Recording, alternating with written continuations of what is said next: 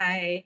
Okay, so I'm going to go ahead and just do a short introduction. So it was interesting. I was doing a lot of reading prior to this talk, and I came across something that was really interesting to me. So it was an address to a convention of Baptist ministers in 1883 from Richard Henry Pratt. And he wrote, "In Indian civilization, I am Baptist because I believe in immersing the Indians in our civilization. We get them and holding them there until they're thoroughly soaked." And it was a really interesting quote in reading these old documents.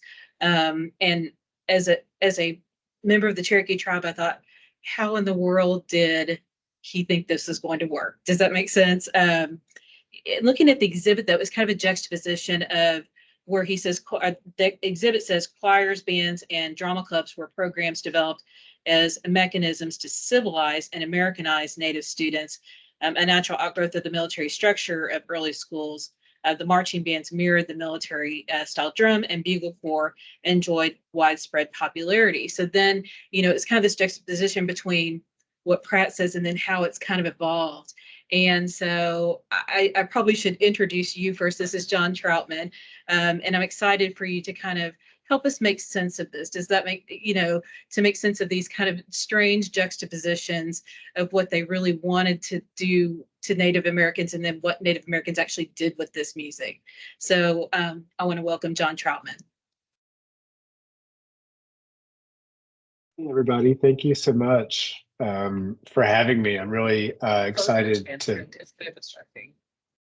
Okay. Oh, sorry. We're going to close the transcript. I apologize. It's just a little distracting to me. There we go. Oh. There we go. It was writing on the side. It's hard to see. Okay. Sorry.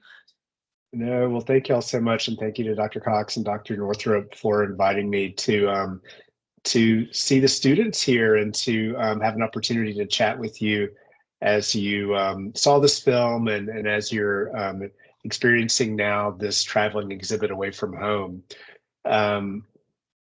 Just to give you some background on me, I was involved with Away from Home many years ago when it was first being developed as an exhibition for installation at the Heard Museum in Phoenix. I guess it must have been around the late 1990s or around 2000 when the exhibition began to really get some momentum in terms of an installation for the first time. And at that time, there was really very little public recognition of the existence of these boarding schools, let alone their history, and often they're quite complicated and sometimes traumatic histories, as many different Native people experienced them over the last century and beyond. So it was a bit of a watershed moment to develop this exhibition and to open it in Phoenix. And around that time in the 1990s, there was a real momentum driven by a number of Native scholars who were particularly interested in publishing books and giving presentations and otherwise getting the word out about the history of these schools. And many of these scholars were the children of people who were enrolled in the schools from all over the country. So Brenda Child was one, Janina Lemowaima was another, who were really instrumental in collecting the stories, kind of the oral histories of their parents and their classmates and grandparents and others who experienced the schools. And so Away from Home really marks this sort of watershed moment where there was for the first time, a moment where people could have these conversations. And it is the schools we're continuing to kind of understand the history and the legacy of the schools. Their legacies are continuing to unfold. You may be familiar with the Truth and Reconciliation Committee in Canada, who in 2018 published its findings in regard to the schools that are very similar in design that were built in Canada. And the findings were really impactful because for the first time, non-Native people had become aware in particular of the devastation that the schools had brought to children who died in the schools, due to malnourishment or due to neglect, and stories of abuse as well in the schools. These stories are also present in the federal Indian boarding school system and the missionary school system that people encountered in the United States beginning in the mid-19th century as well. But the United States has not really had yet that kind of a watershed moment or as impactful a moment as I think we've seen take place in Canada. The questions of reconciliation and what that means is a whole other question. But nevertheless, what you see in Away from Home and also in this film is kind of this example of, on the one hand, the ambition of these government agencies to use education as a means to change people, including detribalizing them, kind of rendering them, pulling them away from their families and their communities and transforming them into something else entirely. And you can see in like in the exhibit and in this documentary, for example, the attempt made to do that. And then of course, the reality, which is that the kids in the schools had very different ambitions for what they were going to do in the schools. You know, they wanted to survive. They wanted to also do well by their families and their communities. And, you know, as any kid would want, they wanted to learn. They wanted to experience, you know, what this world was bringing them. The circumstances for their being in the schools was often not circumstances that their parents or their communities would have approved necessarily. In some cases, the federal Indian schools were even safer environments than what they would have experienced on some of the reservations at the time in terms of broken treaties, failed agreements to provide rations for families who had essentially relinquished a lot of these lands by force through agreements with the US government. So the schools kind of represented this space where, on the one hand, in the late 19th century, you see this attempt for this idea of assimilation, and this idea, which was also apparent as a phenomenon throughout the United States among immigrant communities as well, among formerly enslaved people and the descendants of the formerly enslaved, following the Civil War with freedmen's schools, with all these other efforts in the late 19th century that were considered progressive at the time for using educational facilities to transform people into essentially this ideal of kind of Anglo middle class Protestant families in the United States. So you see the ideals that are being established after the Civil War, after kind of the essentially takeover of the vast majority of native lands in the United States in the 19th century. But you also see in the schools the fact that people were not willing to abide by these impositions of ideology and restrictions on how they associated with their communities and with their families and with their traditions as well. And so the schools become this kind of a battleground space, really, kind of a site where children are making sense of these conditions. They're also experiencing the modern kind of early 20th century world like everyone else at the time, where they were encountering these newfangled instruments and newfangled kind of musical traditions that were really exciting for a lot of folks. These brass bands were essentially the popular form of music for most people in the United States at the time. As one of the commenters made or indicated in the film, if you wanted to listen to music in the early 20th century, for the most part, you had to play an instrument or you had to know people who did know how to play an instrument. That's how you would kind of encounter it. And so brass bands were really kind of a focal point for community engagement for all people in the United States, including by this point for Native communities as well. And so brass bands became a tradition on reservations as they became a tradition in other communities in the United States. And what I loved about this film was the manner by which the filmmaker was really Kathleen O'Connell was really interested in finding folks who were finding so much meaning and value out of the music today by performing it and sharing it with their families and friends and parades and in other opportunities as well. And my particular memories of this documentary was being like terrified. It was my first time being filmed for anything. And so I was just so like miserable when I was being interviewed for it. And I don't know how she actually found anything that was salvageable for this film that came from me, because I felt like I had no idea what I was doing.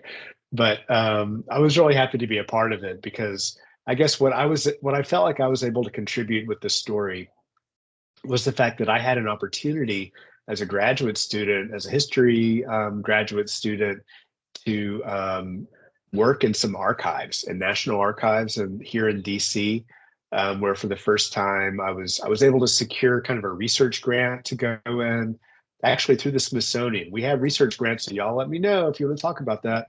But I was able to actually, yeah, I was able to look in the National Archives as a student, and I'll quit talking in a second, so we can move along. But basically, for my interest as a grad student who was interested in American Indian history, I was also a musician. I was interested in music, and I had also. I'm also a huge country music fan, and when I was, way back when in my 20s, I would collect records, and I would buy these records like Loretta Lynn records and all these other records that I'd find in flea markets and so forth. And I found a number. Oh my God, who's that? Sorry, she's so cute. I found some. I found some records that had kind of like iconography of Native people on the cover and so forth. And so when I was a grad student and kind of interested in Native American history and also in music, that caught my interest. I wanted to know more about kind of the history of kind of representations of Native people in popular music. That brought me to DC to do some research. When I went to the National Archives, I began looking at the records of the Bureau of Indian Affairs and looking up, in their indexes, documents that had anything to do with music. And that's when I kind of discovered the history of these schools and the history of these bands in the boarding schools. Was that through that initial research, I started finding photographs of bands in the schools. I started finding correspondence about these really popular marching bands from Carlisle and other boarding schools. I began to read about stories of their traveling around their regions, around the country, kind of representing the schools. And I began to find documents about former students who then formed their own bands after leaving the schools, often what they kind of would advertise as all Indian bands, where they'd wear regalia that they'd be punished for wearing in the schools. When they would travel around the country playing in all Indian jazz bands. That was a big deal in the 1920s and 30s. And they were using these platforms of performing music in brass bands or jazz bands or other groups actually to talk about federal Indian policy and to talk about their views on the state of affairs in Indian country and what should be done about it. So it was a really interesting opportunity in the archives to begin to find this material. And so when I began to let people know, folks like Chanina Loma and Brenda Child, about this material that I was finding, that's how I found my way into having something to do with Away from School as an exhibition. And then that's how this filmmaker began to reach out to me, because I've been able to find some of that archival material. So, no. Well, it's But yeah, interesting. And just yesterday in the car, I was going to pick up my daughter and I heard Ghost Dance by Patti Smith. And it made me think of, I thought I I don't think I've ever heard that song before, I'll be honest, or if I have, it's been a very long time. And so I was thinking back, or one of the questions I have for you, so I'm glad you mentioned, is how in the world did you get interested in this? Because I know, and I'm going to plug your book because I think it's a wonderful book. It's the Indian Blues, American Indians and Politics of Music from 1879 to 1934. And I think in that you talk about, it was in that you talk about seeing all of those images. And recently I saw on the Smithsonian's American Indian Museum, they're doing that online exhibit on images and imagery. And it was just interesting to see how, even, I don't know if you noticed in this particular movie that we just watched, that the gentleman at the end, he's working, making the coffee, and there's a Land O'Lakes with the Indian on the, Oh, you I know, didn't see that. and I thought all this imagery is everywhere, and yet Yeah. the story is so unknown. So it was really interesting to hear, I'm guessing that's how you kind of start to uncover all of this. Absolutely. I mean, yeah. Yeah, and I don't know, and I'd had a couple of questions. I don't know, and you covered a lot of it, but looking at things like the dance coupled with the music, and the significance of that, because I don't think a lot of people know probably about the ghost dance and Pine Ridge. So that idea, I don't know if I want to, I guess, is there any way you can explain how dangerous it really was for people to play their own music or to do their own dances?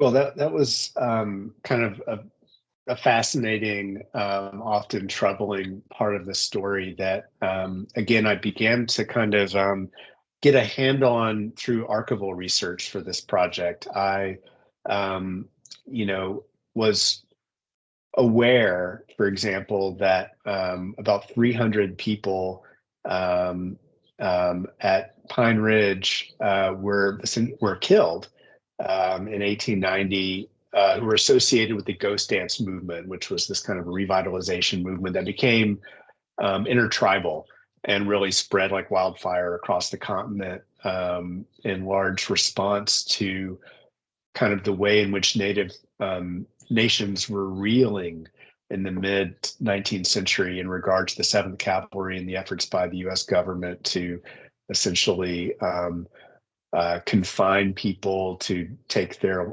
lands, and to kind of go after them as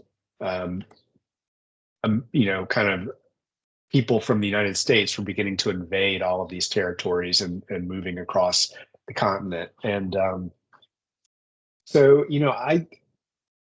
when I learned about that story of people being killed because they're associated with the dance, that kind of led me to one of my first questions: is that why was music considered a threat? Why was music and dance considered threatening to the government?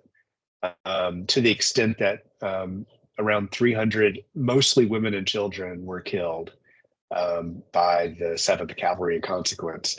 And so it's kind of a simple question, and it's not one that would require anyone to really take much time to kind of to raise the question on, but it was a big enough question that it helped me also when I was diving into the BIA records to try to understand where this was all coming from. And what I found was an astonishing amount of anxiety in the archives. So basically, the Bureau of Indian Affairs, which was kind of used to be the Department of War managing Indian affairs by the U.S. government in the 19th century. Eventually, this new kind of bureau was formed. Originally, it's called the Office of Indian Affairs, and then the Bureau of Indian Affairs.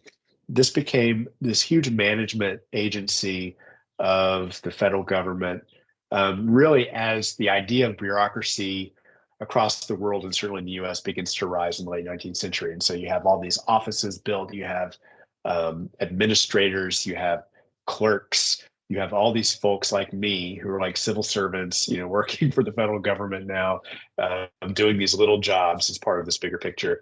And the BIA was this quickly growing organization that handled all things related to Native people in the United States.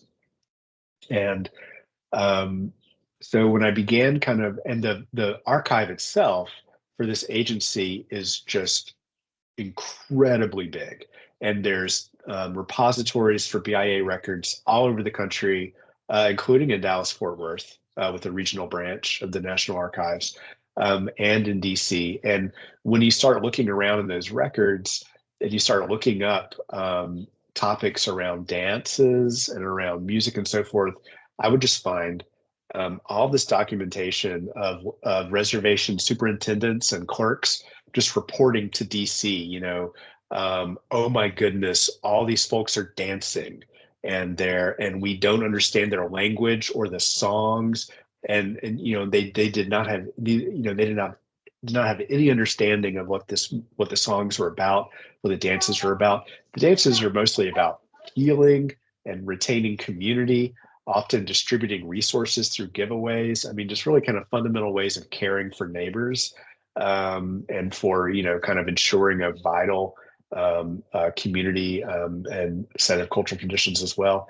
But it was considered to be a threat to the federal government. And when music becomes a threat, that's when you see all of this documentation beginning to thousands of pages of documentation begin to develop in the archive around dance and music. And so it was considered a threat for students at schools to be doing something other than the types of songs and traditions that were considered to be civilized, quote unquote, by the administrators of the schools. And so when there was an aberration, the local school superintendents would report that to DC, and they would talk about these students. Likewise, very soon in the early 1880s, actually, on reservations around the country, the government begins prohibiting dances, and not just kind of ghost dances, but all kinds of dances on reservations. And in consequence of that, when people broke the rules, which they did all the time, because the government was never successful in prohibiting dance and music on reservations, then all of this would get reported. And so that's what I would just do as a student, was follow the lead.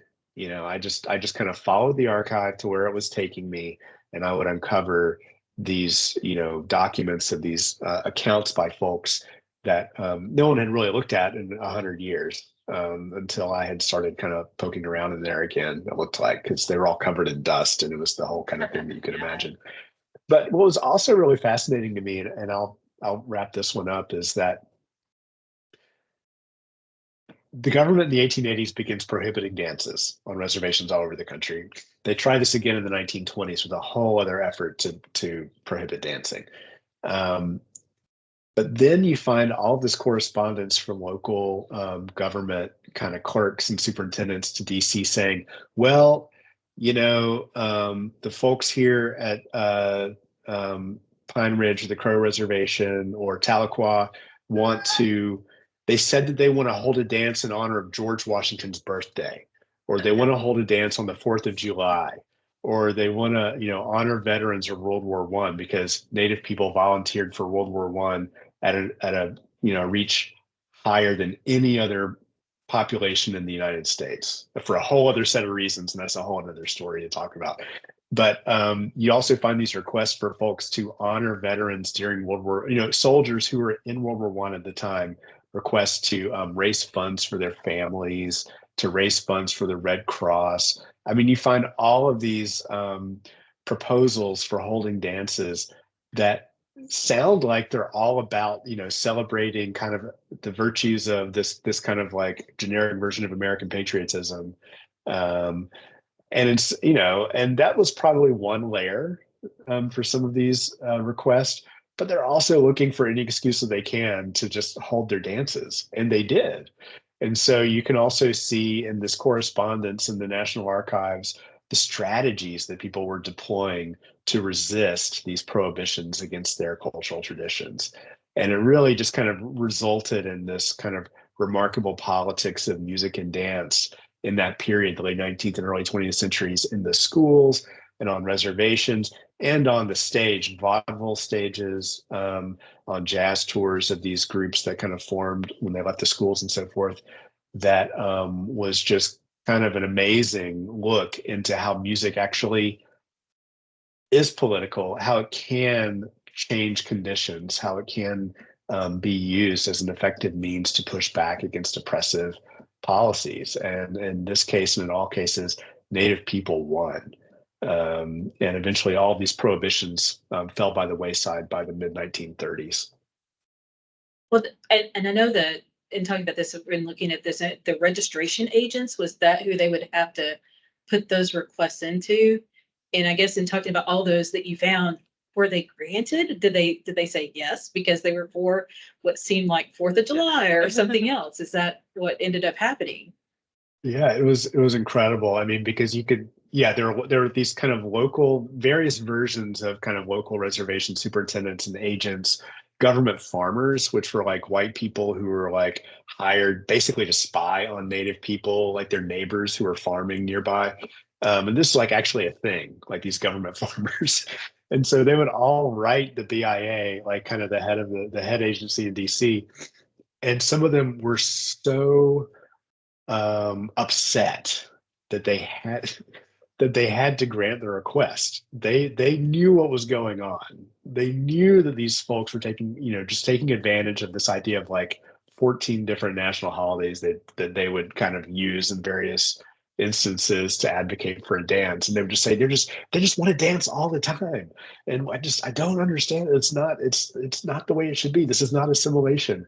But the other interesting part of that dynamic was that at the same time in popular culture in the US, and this goes back to the Land O'Lakes margarine, um, imagery of Native people by the early 19th century was all over the place in advertisements. It was representations of Native people had become, it's this whole other phenomenon that endures to this day. And there's this great exhibition at the National Museum of the American Indian in DC called The Americans. And it really is a big exhibition that focuses on these representations of Native people that saturate everyone's daily experiences, whether it has to do with sports teams or with kind of advertising imagery or cartoons or what have you.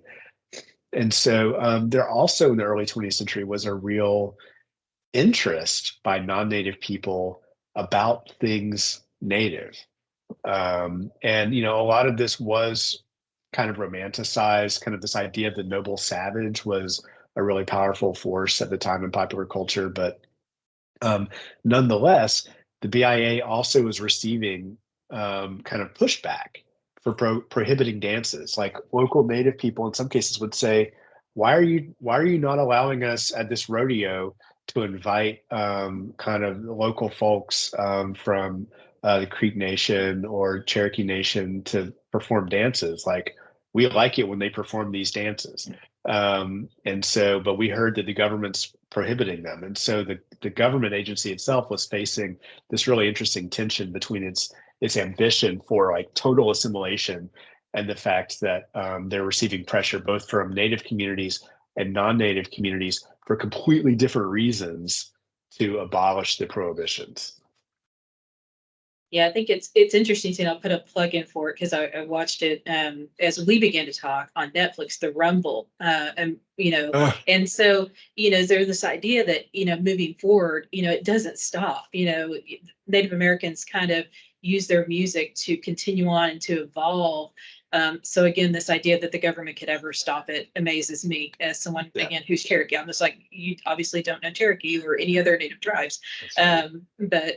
Yeah, I don't know, in looking like forward, even through the period that Rumble covers or today, Native American music has evolved so much. And I don't know if, kind of put you on the spot and I apologize for this, but, how has it evolved from the boarding school to today, and how are artists kind of showing how are they incorporating Native music as popular current artists? Does that make sense?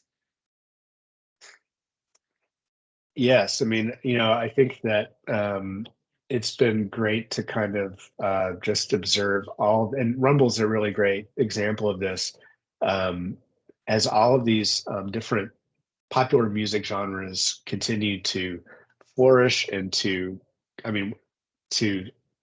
multiply as well through kind of, I don't know, like I feel like in the, over the last 20 years, even just the basic categories of popular music genres have become so much more complicated in terms of the various subgenres and subgenre communities that really build around all sorts of different genres. But Native people have been in the mix in all of them. And Rumble does a really great job of demonstrating how all of these different genres of music have been fundamentally impacted by Native people who are bringing kind of their own sensibilities to the genres. And there's the NAMMYs, there's Native American Music Awards, there's like all these other kind of ways in which Native musicians have been recognized, and as well, of course, in kind of the mainstream kind of award ceremonies and others as well, where Native people are being recognized now more than ever. So it's a really exciting time to listen to music and to kind of see what Native people are doing with it. Yeah, it was an interesting kind of, as you look at the exhibit and you watch the film and you kind of think about and research moving forward that Native American music and musicians are still out there, and people just don't realize that they are. I think that connection, and I think the Native community is making more of an effort to kind of own that as well. So it's a really interesting connection. I know we're up on time. I wanted to see if anybody else. I have a question. Yeah. So can you tell us a little bit about what you do? There's some students here today. What do you do now at the Smithsonian? You say you're a historian, I did it earlier. And so like, as a historian now, what are you doing at the Smithsonian, and what is like your next project you're working on? Oh, sure. Yeah. Well, I'm a historian, and I taught for a long time at a university in Louisiana, University of Louisiana at Lafayette. So I was there for about 10 years, kind of a regional school down in Southwest Louisiana, and loved it. And I was, kind of teaching just like your professors are teaching at Tarrant, and doing research and so forth. But I eventually got hired as a music curator at the National Museum of American History. And so I've been here now for about 7 years. And what I do is essentially develop exhibitions for our museum in DC. I continue to conduct research. I develop programs for audiences in DC. And I collect objects by musicians or their families or descendants for the national collection. So at our museum, at the American History Museum, we are stewards for about 1.8 million objects that have been collected by the Smithsonian since the mid-19th century. And so that means that as the music curator, we have some collections areas where there are like 5,000 instruments in a room. And a lot of those instruments were collected like in the 1880s, 1890s by predecessors to me, like curators from a long time ago. And we continue to take care of those objects and to interpret them for new audiences. And most recently, I was the lead curator for an exhibition that opened in our museum, the first major exhibition on entertainment at the American History Museum, called Entertainment Nation. And it's going to be up for about 20 years. There are about 7 curators on the team, and designers and educators and project managers and what have you. And we facilitate that space we have about 2 million visitors that come to our museum every year. It's a free admission museum to see our objects. And so in that exhibition, that's where we feature the Ruby Slippers, for example, and the Star Wars droids, and Selena's, one of her costumes, and Prince's Yellow Cloud guitar, like really kind of iconic objects that the Smithsonian takes care of. And we also feature, just a really interesting range of musical instruments. One of my favorite instruments that's on display at the exhibition right now was a steel guitar, a Hawaiian guitar that was played by Sam Nainoa from Hawaii. And Sam, his cousin, Joseph Kekuku, was the person who invented the steel guitar as we know it that came to signify country music and feature, inspired kind of the development of the slide guitar for blues music in the South and what have you. And so Sam Nainoa's family decided to, and this is a guitar built in the 1930s, decided to donate the instrument to the Smithsonian. And when we opened the exhibit in 2022, 8 family members came to celebrate in the opening and the display of the instrument. So we have a lot of really kind of awesome opportunities to work with families in regard to objects, and to think about appropriate ways to kind of commemorate and to celebrate their lives or the lives of their ancestors. And so that's been kind of my big project. I also recently opened an exhibit on a blues archive that we had collected from a folklorist living in Houston named Mac McCormick. And I co-produced a box set that was related to that archive that came out this past year. And so, kind of just work on books, work on exhibits, and release records and things like that. And I would encourage y'all as students, if you're interested in kind of exploring internship opportunities at a museum setting, the Smithsonian Office of Internships and Fellowships has a website. I don't have the link with me, but it's very easy to find, and I can share it with your professors, where you can see how you can participate as an intern. There are a lot of paid internships through the Smithsonian. If you're interested in doing work as a curator or as a public programs person, or at our communications office, for example, or with our conservation labs, with our educator crews that work with K through 12 students who come to the museum. There's a lot of really great opportunities to work at all of the Smithsonian museums. We have 19 Smithsonian museums that we manage, and American history is just one of them. But I would certainly encourage you to, I didn't know anything about museums. I mean, I loved museums as a kid whenever I could visit one. I grew up in Alabama and we didn't really have any museums where I grew up until high school. But, I would try to go to Montgomery or somewhere and try to, visit museums when I could. I knew that I loved them, but my first job at a museum was actually in college. I worked as a security officer at the college museum for about a year, and then worked in bookstores, museum bookstores for the rest of my undergraduate work, and also as a master's student. And then eventually just kind of finagled my way into working at a museum about 20 years after that. So I'm really excited to be in a museum. Would welcome y'all to reach out to me if you have any interest or questions about internships, or otherwise just visiting. And I'd be happy to meet with you if you're in DC as well. Thank you so much. I know it's always interesting to just hear what people do, and for our students to see all the different opportunities that one could do. I'm a historian as well, and then people what can you do in the history degree? So I love that you're just showing the really wonderful opportunities that are out there for historians. Of course. Yeah, and congratulations on your Grammy nomination. I had to say that because that I was reading the intro. Wait a minute. What Grammy nomination? Bring me up to date. Okay, so I wrote down some, so you can help me with the extra that I missed. But so I had it's for related to the biography of the Phantom, Robert Johnson Blues Odyssey, but especially the 6 box set that you mentioned. So, and I'm going to provide the link for the book and the box set to everybody because it looks fantastic.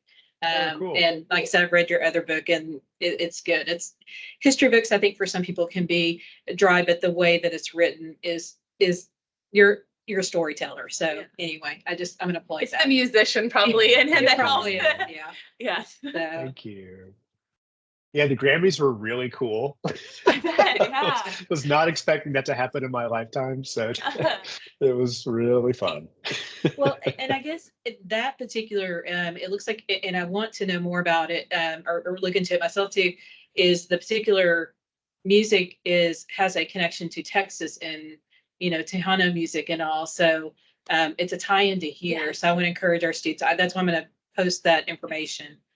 Because there's a tie-in to Texas for sure. Oh, it almost, I mean, the vast majority of that box set is field recordings that were made in Texas. And some were made in Arkansas, and a couple other locations. But basically, the daughter of the folklorist, the Mag McCormick had deep connections to the Smithsonian. He used to work for the Smithsonian in the 70s,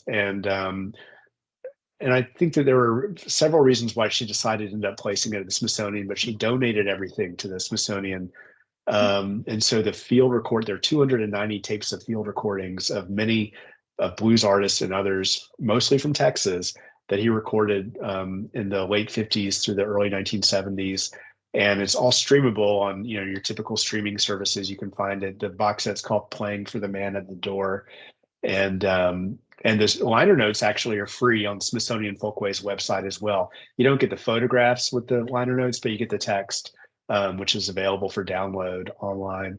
And it's been, and the archive is publicly available for researchers as well in DC. And we're trying to digitize as much of it as we can right now. So it's been a whole kind of fascinating project, but very much a Texas project. And we're hoping to travel to Texas and, kind of do some talks and events as well in relation to the archives. So we're very excited about that.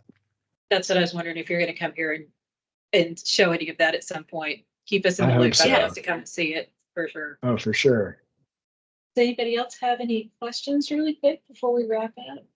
Just being real shy. All right. Well, I just want to thank you so much. On President's Day too. I know it's People are President's off. Day here, so a lot of our schools are out. So, but Yeah. we want to thank you so much. And it's just been really interesting, and I've had such fun digging into the material and very interested in good. learning more.